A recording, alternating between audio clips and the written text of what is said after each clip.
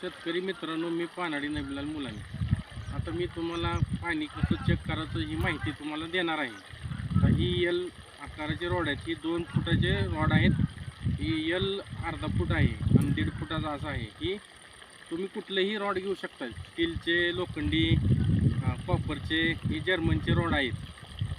माझ्यापासून ही 2 फुटाचे आहेत आणि अर्धा इंच असं एल आहे हातात धरायचं. ही 1.5 फुटाचं आहे.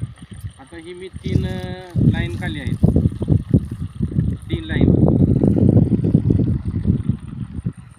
ही 3 लाईन काढलेल्या आहेत. त्या 3 लाईनमध्ये कुठला झरा चालू आहे, कुठला झरा बंद आहे हे तुम्हाला सांगणार आहे मी. आता ही तुम्हाला ही झरा दाखवतो तुम्हाला, कुठला चालू कसं बंद आहे हे तुम्हाला सांगतो.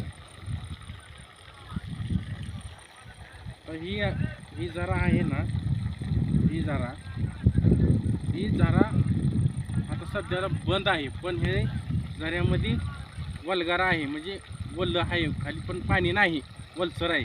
त्याच्यामुळं ही असं फिरलं का असं मागं, ही झरा बंद आहे. ही झरा दाखविते पण बंद झरा आहे सध्याला, म्हणजे वल्गार आहे. हे पुढचा झरा बघू आपण.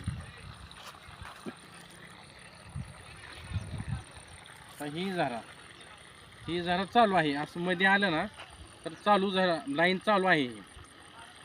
आणि ही लाईन चालू आहे, असं मध्ये आलं तर चालू, ही चालू झरा आहे.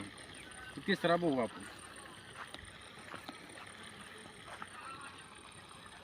ही बी चालू आहे झरा. ही झरा 1 इंची झरा आहे. किती इंची आहे ती पाणी कसं ओळखायचं हे तुम्हाला सांगतो. तर ही चालू आहे, ही कळालं आपल्याला. हे आता हे असं झालं ना तर ही 1.25 इंची लाईन आहे. असं 1.25 इंची लाईन आहे. तर ही लाईन किती इंची बघू आपण. तर ही लाईन 1.5 इंचाच्या आसपास आहे. 1.5 इंचाच्या आसपास आहे. आणि ही कुरडी लाईन आहे. ही लाईन आहे ती कुरडी लाईन आहे.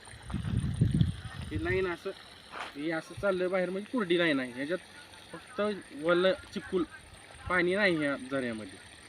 ही झालं रॉडवरची पद्धत. तर आपली दुसरी पद्धत नारळावरची, ही नारळाची पद्धत आहे. तर ही जरा बंद आहे, पण वल्गार असल्यामुळं ही नारळ गुबारणार हातावर, पण कमी म्हणजे डिग्रीमध्ये येणार माझ्याकडं. बंद असल्यामुळे मग जरा बंद, पण खाली वल्गार आहे, त्यामुळे नारळ उभारू शकते. काय पानाडी काय करते, हातावर नारळ उभारला का पॉईंट देतात, त्याच्यामुळे बोरवेल फेल जाते शेतकऱ्याचे. अनुभव ही महत्त्वाची गोष्ट आहे पानाड्याला. तर ही जरा चालू असल्यामुळे म्हणजे असं उभा राहिला, पण पॉईंट नाही, हे झरा आहे, चालू आहे. तर ही तिसरा झरा आपण दाखवतो. हे असं आता पॉईंटवर नारळ असा होतो पूर्ण, हे असं हातावर पडतं तेव्हा ही पॉईंट असते. ओके.